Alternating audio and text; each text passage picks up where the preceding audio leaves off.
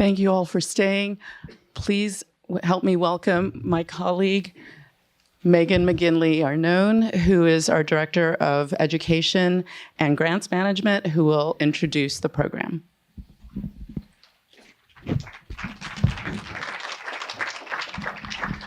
Thank you, Genevieve. I'd like to invite our esteemed panel up to the front of the cinema so I can introduce them before we get started.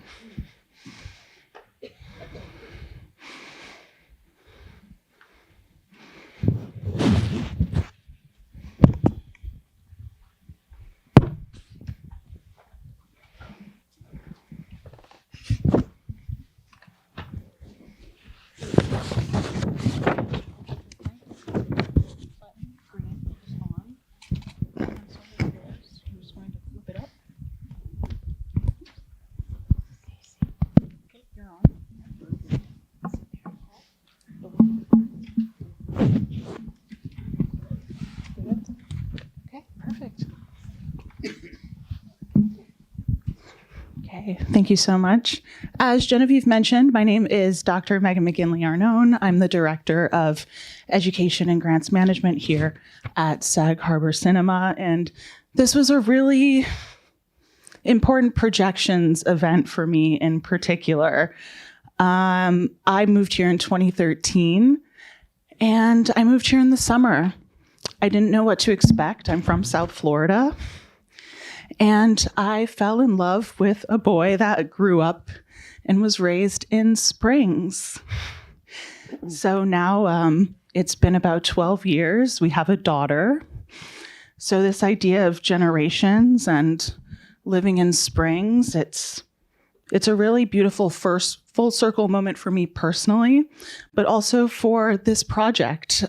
Sam Hamilton, who is our manager of communications, is the editor of the film. Julian Alvarez, who is our longtime colleague, was the cinematographer.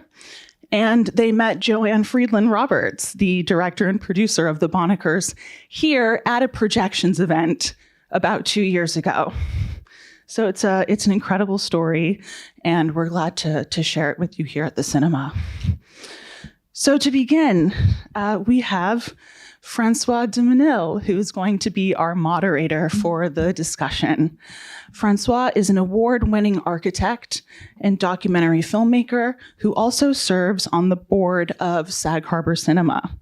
He has made films on artists including Niki de Saint-Phal, Jean Tingali, and sculptor Marc Di Suavero, among others.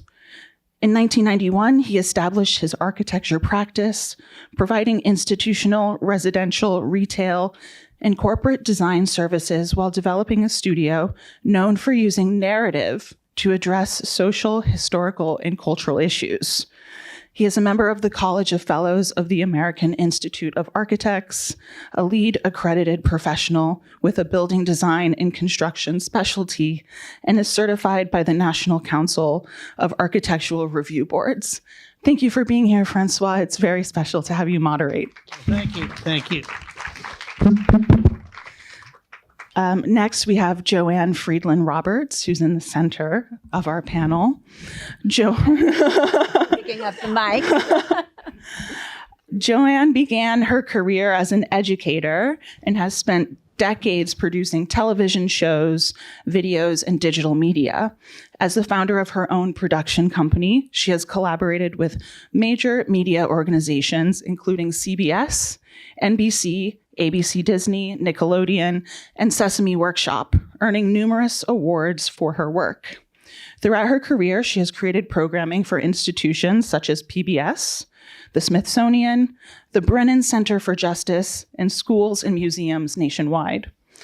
She has long been drawn to content that builds community, sparks action, and inspires change. The Bonackers marks her directorial debut and her first independent documentary. Thank you for being here with Joanne. It's been a pleasure to work with you and to bring the Bonackers here. Thank you. It's been wonderful. Next, we have Stacy Myers.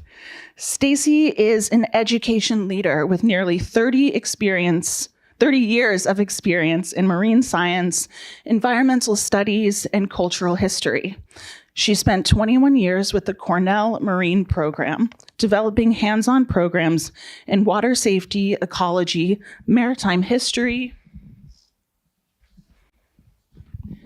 and outdoor exploration while forming lasting partnerships with schools, artists, scientists, and local governments. A skilled curriculum developer, she has created national science standards-aligned programming on biodiversity, sustainability, and environmental restoration, and contributed to the Ross Institute's Advanced Study Innovation Lab. Since 2017, she has served as Director of Education at the East Hampton Historical Society, leading youth education, museum programs, and interdisciplinary community initiatives. She also founded the long-running Marine Explorers Program and manages the Station Keeper Marine Mammal Conservation Project. Thank you for being here, Stacy. I think we'll have a long friendship in the road ahead.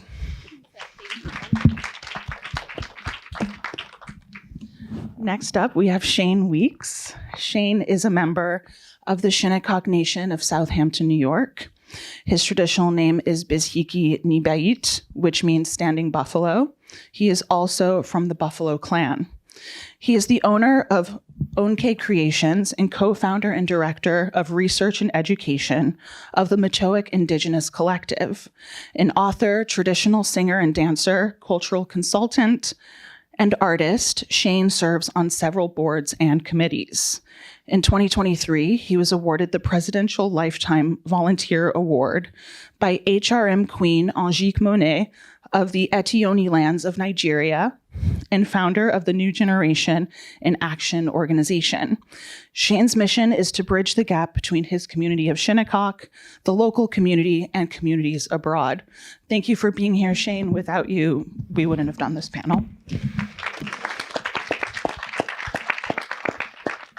And last but not least, Brent Bennett.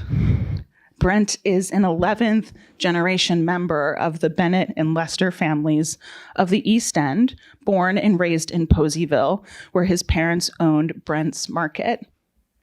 He left school at 16 to fish full-time and has spent more than 6 decades working every form of East End fishing, from pound traps to inshore and offshore work, earning the respect of fellow fishermen in the broader maritime community. His deep knowledge of local waters and traditional practices has made him a touchstone for understanding Bonac life, a legacy that is captured in Peter Matheson's Men's Lives. We're very lucky to have Caneos here who will be selling copies of Men's Lives. If you don't have one or if you'd like to pick one up for a loved one, please visit their table just as you're coming out of the theater. We also have on a touchscreen monitor some images from Adelaide de Menil's collection, Men's Live collection, that you can browse on the way out as well. After the panel, we'll invite you all upstairs to continue the conversation on our 3rd floor in the green room. Without further ado, François. Okay, thank you. I'm just curious here in the audience, by raising their hand, how many of you are part of the Bonac East End tradition and come from that as your history?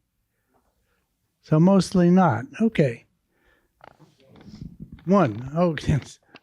Okay, good. Well, it's just to understand the audience a little bit. And it's a very interesting film because it touches on very prescient subject matter and, how communities address time and the evolution of those communities. So I think it's very interesting subject. So Joanne, tell us, how did you get this idea in the first place? I mean, a little bit, how did you get started with this project? Well, my family had a house on Louse Point, and we would watch the fishing boats going in and out of the harbor all day long, bringing back the fish that we were going to eat for dinner. And then the numbers dwindled over the years, and I really started to wonder why. And my dad gave me a copy of Men's Lives, which your sister Adelaide created. And that book kind of blew me away because it was really created as an elegy to the Bay Men, with these beautiful story by Peter Matheson and images by the 10 photographers that Adelaide had hired to document that end of a lifestyle. And so I started thinking about how I could learn more. And then I moved to Barnes Landing, and my next door neighbor, Dave Bennett, was really a quintessential Bonacker. I mean, he takes great pride in being part of the community of first European settlers here on the East End. And Dave grew up in the house next door to mine. He's about 87 years old now. The house had an icebox, no refrigerator, one light bulb. He walked 2 miles to school back and forth every day.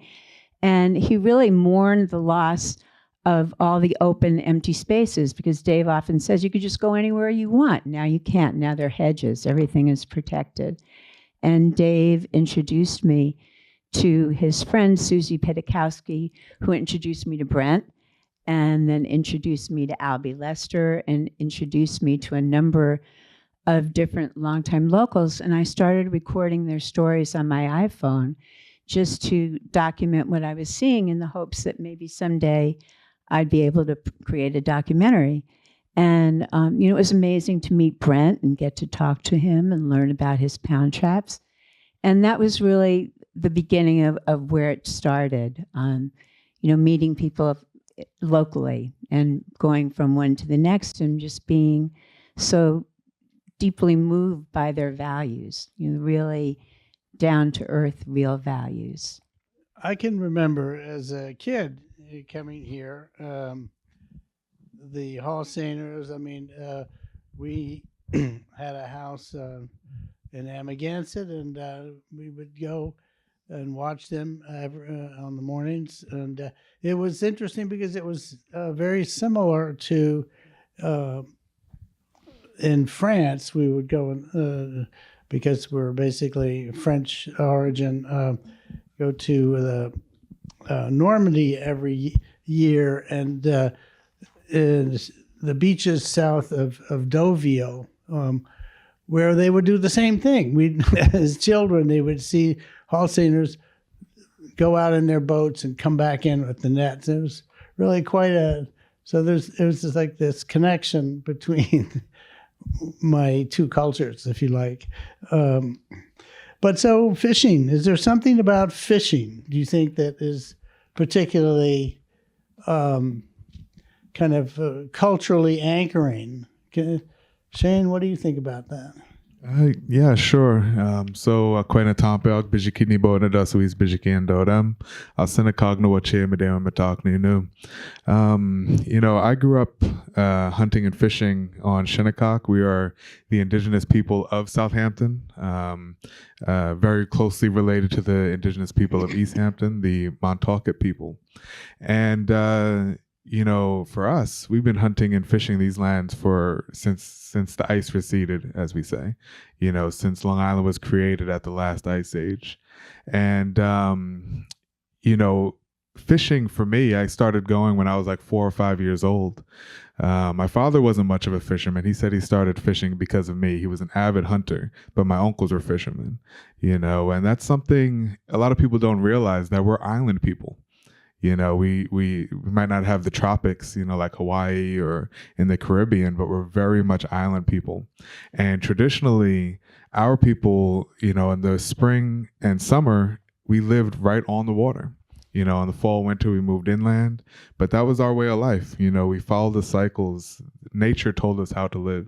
It showed us what to do and how to move forward, and as I said in the film, when the colonists first came here, we showed them how to follow those cycles of this land as well, and that was something that is no matter what, we can't change the laws of the earth, no matter how hard we try, no matter how many man-made laws we try and impose on our society. The earth will always show us how we can live or how we can't live. It may take generations. It may happen immediately, but ultimately, the only laws we can follow are the laws of the earth. But what is it about fishing that is so kind of culturally significant? I mean, there's a dynamic between the fisherman and the fish, obviously. But what is it about fishing? Yeah, about fishing, it's really the connection to the water, for us. It's really the connection to the water and how, we have a saying in our communities, water is life, because without that water, no life is sustainable. And, being, as I said, from the island, those fish, those beings in the water, the whales, the shellfish, it's such an integral part. And I could go on about creation stories about whales, about the creation stories about wampum, about the stories about very particular places that are named in our language, like Bonac, and the stories about that. And so, I know I don't want to take up too much time in my portion here, but it's a very integral part of who we are as Indigenous people. So, Stacy, for instance, this subject of this film is kind of a difficult one, but nonetheless not a unique one. So, how, like, for instance, just the other week, I was also reading in the New Yorker a story about the last of the Inuit polar bear hunters in Greenland. So, I mean, there are around the world cultures that are in recession and others that are in ascension. And so how do we, in fact, address that? How do we remember? How do we market? How do we, what do you think about how we should approach that? Because clearly we can't just ignore it. We have to be somewhat proactive in this dynamic. Absolutely. And I can't agree more with speaking with Shane that it is definitely about rolling back this clock about 400 years. And sometimes I start my class and I'll say, we're going to go back about 13,000 years. And we're going to talk about the first fishermen. And we're going to talk about the first nets that were ever discovered. And we're going to talk about the word globally. And what does that mean? And then we think locally. What does that mean? And then culturally. What is our local heritage? What is this global? What is the first North American? Who are our first artists? So a lot of times I start my classes there. And that's a way for me to kind of get an idea of, okay, what do we know about where we are or where we're going or what we're doing? And a perfect example of one of my classes is introducing to a kindergartner what the word natural resource means. And I go big. And we're going to use it. I'm not going to say this is this special thing that we really, no, this is awesome. This is an endangered species that swims by New York that is 25 yards off your beach. And we have an inherent responsibility to sustain this animal and to make sure that we create an environment where this endangered species can move freely. In addition to that, clam have amazing water to filter.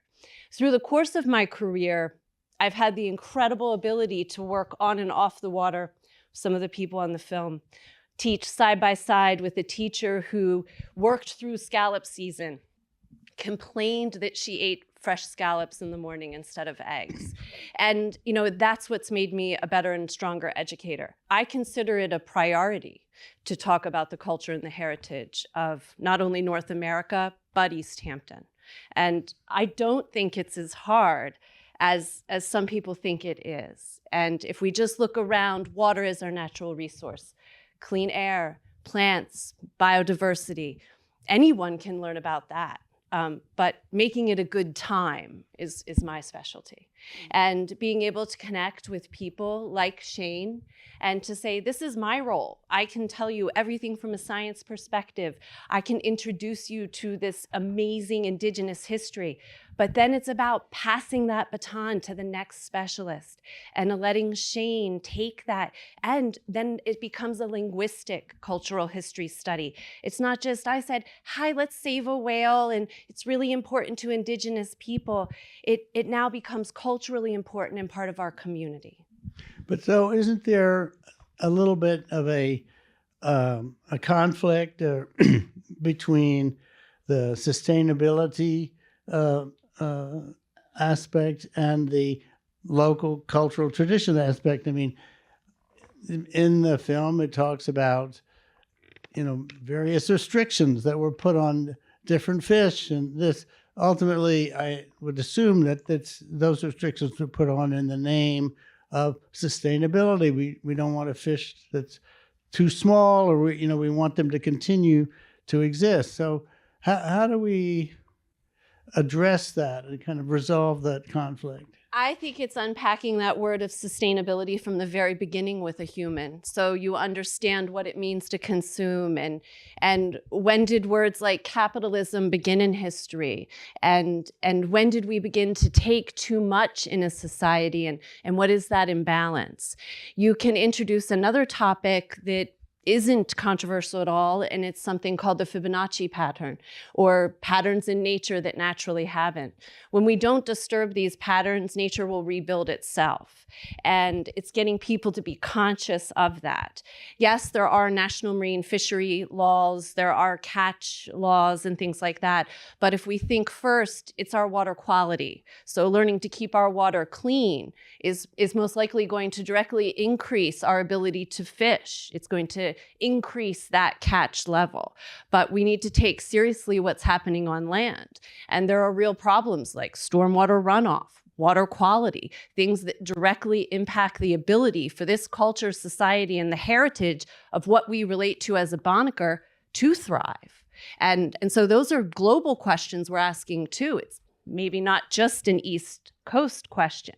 Then the regulations, that's tricky. That's a slippery slope sometimes, because a horseshoe crab in New York can be a great market value in Virginia. And a horseshoe crab is utilized for maybe eel bait or something else. And so sometimes it might be encouraged to overfish a species or to sell it out of state. Or maybe I just take my boat a little further north into New York waters. And so we live in a location where we have national, East Coast, we have a lot of competition. And the dory boat that you all saw in the film that's painted red, white, and blue, we all think of that as, oh, this is a great East Hampton. That was a message. That was a message internationally on those waters, in addition to it being a symbol to Bonac heritage and an American symbol of their right to fish in that industry. And there were other fishing industry in other countries fishing our waters at the same rate we're fishing in the 1980s. And what people are calling the heyday was a heyday for other countries as well. And so taking those reins back from regulatory, that's huge. And educating our children to think sustainable and then long term. And another expression I use often with my students is, it's a long game. It's a long game in environment and sustainability. And there isn't a quick fix. And I believe that the fishing communities can continue to thrive. But this is a North American problem. This is an East Coast maritime culture. And again, we're asked those questions about water quality. Shane, what do you think about that? Yeah, I think, one of the biggest things that comes to mind, in watching this film, and the message that I get that comes through this film is living off of the land that we live on. And unfortunately, because of the world that we live in, the society that we live in, a capitalistic society that, encourages living off of other people's lands. It's the globalization of food. It's the globalization of sustaining life. And ultimately, it's not a sustainable means of living. We can't go, it's hard for us to go out into the world right now and drink the water, that you maybe Trout Pond over there or some of the creeks there. We can't go out and eat the fish out of those ponds. It's all polluted. So we're forced to live off of somebody else's land. And what the Bonackers, grew up understanding, what Indigenous people here grew up understanding, is the importance of living off of the land, which means that we respect the land, which means that we have a responsibility to maintain the balance within the land and of the resources of the land, and I think that is something that is so far removed from modern day society. We can just go to the grocery store and buy lettuce in the middle of January, right? Whereas that lettuce is coming from somewhere else. It's coming from not from this land. And so, and you don't even think about it. It's something you don't think twice. I'm going to buy these grapes, in February, and don't even think of what is sustainable on these lands and where it's coming from. So, Brent, what would you like in your mind to see as the takeaway from this film to the communities in which it's shown? What do you feel is the important takeaway?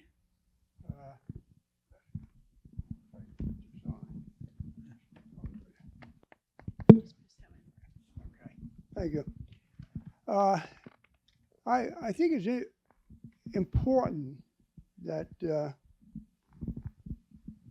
we look at the past and the future all together. I feel like this guy. Okay, there we go. Okay. All right. As I was saying, the past and the future kind of got to be looked at in all walks of life, right? And for me, it's fishing, which is what I do, what I've done. It's my life, it's my history, it's my future, hopefully. It's my past. It's also it's a family of commercial fishermen who fish the waters of New York State, and I've actually fished oysters anyhow in Florida, but that was not my thing, so I didn't stay there long, and I returned back to New York, and I've always fished my whole life. Just it's what you call a way of life. I don't think it's as a job. I think it's as a way of life. And as long as I can get up in the morning, go out, catch a few fish, get enough to pay my bills, that's all I ever wanted. Today, at my age, I don't necessarily have to do what I used to do, but I'm still trying. And I still look forward to getting up in the morning, getting out on the water, watching that sunrise. And I used to watch the sunsets a lot, but not today. I do the sunrises. So I don't know whether there's going to be a future in it for all the younger people, because it's just too difficult. It's very difficult for the younger generations to do. They don't have the chance to do it as much. The fishing population, the fish themselves, everything has changed with the climate changes. Like, for instance, 3 Mile Harbor Channel, when I was a young fella, it was loaded with skimmer clams, sand eels. We don't see either of those anymore. That's the whole thing. All the harbors and stuff are so much different. We could go almost anywhere in any part of our bays and harbors and find something to catch. Now, we're limited because of the boat traffic, of course, which interferes with fishing with nets. And also the pollution, the runoff, everything has changed. Like I say, the harbors have changed so much that I don't really see a future for young people in this. I wish there was. My family, none of my children fish. One is a school teacher, my daughter, and she loves to fish. because she used to go with me all the time when she was young. And I lobstered, I've fished a dragger, I've haul seined in the ocean, I've gill netted, I clammed, I scalloped. I've done every type of possible fishery. Eels, striped bass, bluefish, porgies, flounders, anything. Everything and anything I did. I skimmed, I clammed. The biggest thing is but I always was able to just get enough so I could go another day. That was always my goal. That's pretty much it. Okay.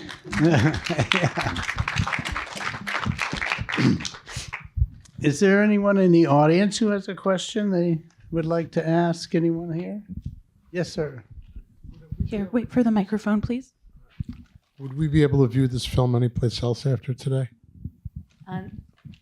You mean show it someplace else after today? Sure, or or is it going to be on any streaming service or anywhere? Well, right now it's streaming on Kanopy.com. Okay. So if you have a library card, Kanopy with a K, you can watch it there. And then in January, we're going to be available on public television stations across the country. And that's really what I'm working on now, because as you could imagine, with all of the cutbacks on PBS stations, we really have to make an enormous effort to market the film, Sure. and so that stations know that it's available for them to air. And as François was saying, really, I mean, this is not just something that's happening locally. Traditional ways of life are dying out across the country, around the world. It's evolution, but it's a really meaningful piece of history, and the community involvement has been the most amazing thing for me, because we've worked with all the local historical societies. Stacy's been very helpful. We've done a lot of community gatherings and hope that we can continue to do that. You all did a wonderful job. Thank you. And thank you for coming today, too, in the middle of a blizzard. We have a person back there.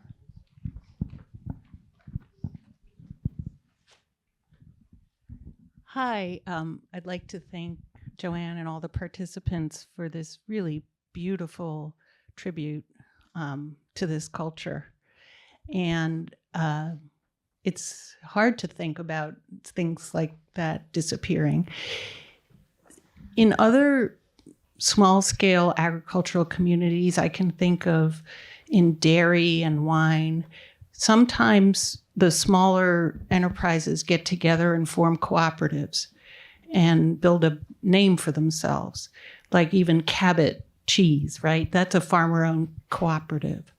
And in your film, you showed a fisherman, who talked about the cost of maintaining all the equipment and how that couldn't sustain it. That's the kind of thing that a cooperative, you can pool your resources. And of course, the people out here have known each other for generations. I was just curious if fishing was something where you could do something like that, or if the families out here had ever talked about something like that. Brent, yeah, what do you think about Well, that's where we kind of had like the Baymen's Association and stuff, and we tried to do those things, but it's got to the point where it's not that easy to do anymore.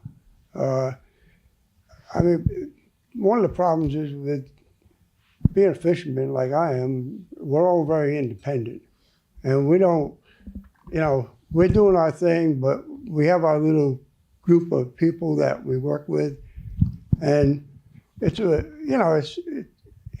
don't know. The Baymen's Association we tried to do a lot with that. I was in that. I was the vice president for a while, the president back, I don't know how many years ago, quite a few. And we tried to do a lot of different things and try to get recognition and help. It wasn't just to keep one fishery. It was to keep all the fisheries and the shellfishing and everything else. So I don't know if this answers your question or not. I would also say that one of the reasons that I filmed at Inlet Seafood and Dr. Dish is that they're trying to create a cooperative effort to be able to sell local fish, to get it from the fishermen, to sell it to local restaurants, kind of like the farm to table movement. Right. And yeah. Exactly. No, I'm curious, for instance, how much or what percentage of the fish that are being sold in wherever, from the seafood shop to Cinderella to wherever it is local. It's not that much. And one thing that Amanda Jones said to me that kind of blew my mind is that 99% of the fish that we eat comes from international waters because it's cheaper. And unfortunately, there are no processing plants out here yet. Why is it cheaper? It's cheaper because it's being sold at a lower price. And because Is it a volume business, or why is it cheaper? it's a good question, and I truly don't even know the answer to that. I know I was surprised that the majority of fish that's caught here has to go all the way into the Fulton Fish Market and then come back out. So why is it cheaper, Brent? I don't know. I don't know if they have to. I actually sold lobsters and fish and had my own little shop at one time for a few years. Sold all kinds of seafood, local seafood, and it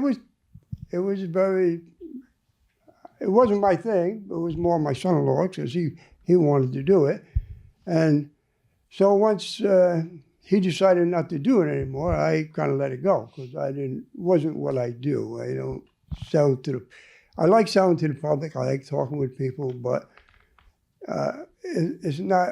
I don't know. I guess I'm just too independent to be bothered with it. I'd rather be out in the water. You know? A little bit of what I know about why it's cheaper is, it costs a lot more money for somebody to live in East Hampton than it does to live somewhere else in a different country.